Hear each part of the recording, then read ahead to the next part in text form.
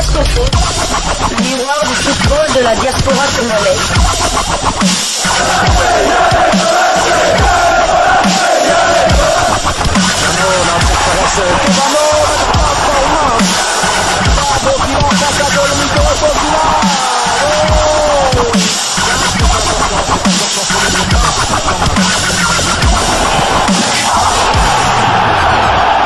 Diasco Foot, le miroir du football de la diaspora congolaise. Vous êtes sur Diasco Foot, le miroir du football de la diaspora congolaise. Diasco Foot vous dit bonjour, tout le plaisir est pour nous de vous retrouver, mais surtout de savoir que vous êtes nombreux en train de suivre votre chaîne YouTube dédiée uniquement aux footballeurs de la diaspora congolaise. Élimination de la République démocratique du Congo pour la Coupe du Monde Qatar 2022. L'espoir qui s'est envolé. Il y a eu certainement des erreurs notamment au niveau du casting de l'entraîneur, au niveau de ses choix, aussi bien choix tactiques que choix des joueurs qui allaient justement jouer contre le Maroc. Nous parlons surtout de ce match retour. Si nous étions déjà handicapés lors du match aller avec ce but marocain, car la règle du but marqué à l'extérieur comptait toujours ici en Afrique, mais c'est plutôt au match retour que des changements d'Hector Raoul Cooper nous ont préjudiciés et beaucoup de joueurs se sont exprimés quant à ceux. Les langues se sont déliées après Cédric Bakambu qui avait fait allusion notamment à ses choix de l'entraîneur qui avait des bons éléments sur le banc mais qui a préféré mettre des joueurs qui étaient moins valeureux, du moins en tout cas pour ce match-là, des joueurs moins expérimentés aussi. Et il y a également le meilleur buteur de tous les temps en République démocratique du Congo et le meilleur buteur congolais dans ces éliminatoires de la Coupe du Monde Qatar 2022. Il s'agit bien de Dieu merci Mbokani. Lui également s'est exprimé. Il a expliqué en quelque sorte un peu la débâcle du Congo. On sent la déception dans les chefs de ce joueur. Dieu merci Mbokani. Je propose de l'écouter. Ensuite, nous nous retrouvons pour faire une petite réflexion et conclure également ce sujet. Je rappelle que vous êtes en train de suivre votre chaîne YouTube Diasco Foot parce que nous sommes le miroir du football de la diaspora congolaise. Suivant Dieu merci Mbokani, nous nous retrouvons tout de suite après pour la suite. Ouais, aujourd'hui, il y avait un peu choix tactique de l'entraîneur. Bon, malheureusement, il y avait des bons joueurs sur le banc. Bon, le coach il a fait son choix et voilà, on a perdu à cause des tactiques aussi. Voilà. Qu'est-ce qui n'a pas marché concrètement? Pour moi, parce qu'il n'y avait pas beaucoup de joueurs, surtout en avant. On n'a pas mis de pression sur le défenseur marocain et voilà, on a payé cash 4-1 et voilà. Je pense qu'il faut passer à l'avenir et voilà, moi j'avais fait mon boulot pour qu'on arrive ici. On est arrivé mais malheureusement on a perdu à la fin et voilà. Voilà, nous sommes de retour.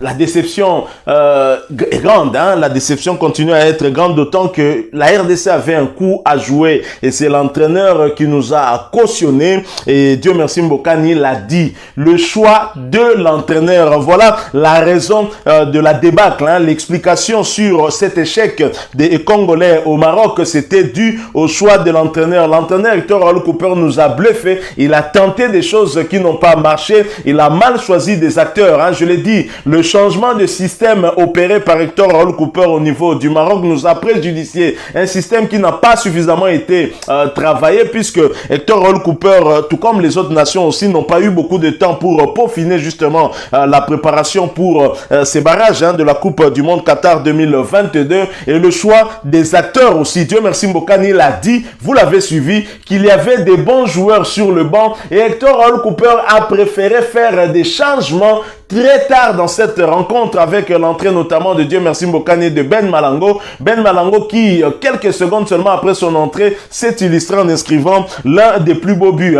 de ces éliminatoires. Je parle bien en général, si pas le plus beau but, en tout cas c'était le plus beau but du match. Félicitations à lui. Alors bien sûr il y avait des joueurs sur le banc et Dieu merci Mbokani rejoint Cédric Bakambu dans ce qu'il avait dit. Il y avait des joueurs comme Gaël Kakuta, Paul José Mpoku, Niskien Sekebano qui était tout feu tout flamme, hein, qui avait des statistiques bien meilleures par rapport à Yohan Wissa et même Meshak Elia, mais Hector Hall Cooper a fait des choix, il a tenté, ça n'a pas marché. Voilà pourquoi certains, dont Kabulo Mwana Kabulo, le traitent d'ailleurs de corrompu, qu'il aurait été corrompu par les Marocains qui avaient commencé à nous annoncer qu'Hector Hall Cooper était sur la shortlist de la fédération marocaine pour remplacer Vaïd Ali Lozic au cas où il était évincé, parce que c'est un entraîneur qui ne fait plus l'unanimité du côté du Maroc. Il a des problèmes avec des joueurs tels que Ziyech de Chelsea, Masraoui d'Ajax d'Amsterdam et bien d'autres encore, et donc les Marocains voulaient le voir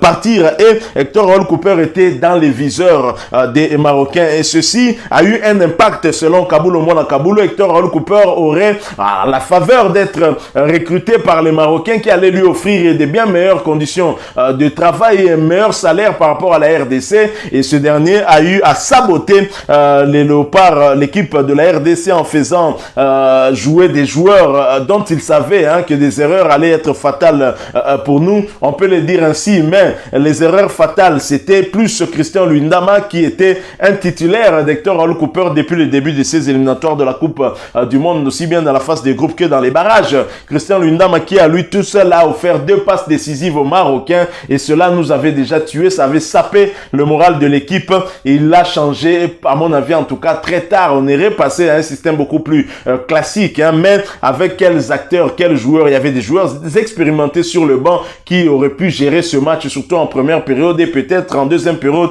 faire entrer la jeunesse avec plus de fougue. Ça allait peut-être nous permettre de bien gérer les choses, et surtout que lors de ce match nous faisions également face à l'arbitre, le Burundais, qui était très clairement marocain ce jour-là, et donc on devait préparer tout cela au mieux. Cela n'a pas été le cas. Dieu merci, Mbokani peut être déçu, je le comprends, parce que c'était sa dernière chance de se qualifier pour une phase finale de Coupe du Monde vu son âge. Donc là c'est fini pour lui. Je me demande même si pour les éliminatoires de la Coupe d'Afrique des Nations il sera de la partie. J'espère en tout cas qu'il pourra être là pour encadrer la jeunesse, et surtout des binationaux qui ont accepté de venir, tels que Théo Bongonda, qui se retrouve dans des situations qu'il n'aurait pu imaginer. Donc c'est vraiment triste. Donc Dieu merci, Mbokani finalement qui nous donne raison, qui donne raison à Cédric Bakambu. Les propos qu'il a eu à tenir, c'est la même chose que dit Dieu merci, Mbokani. Le mal est donc profond au sein de cette équipe.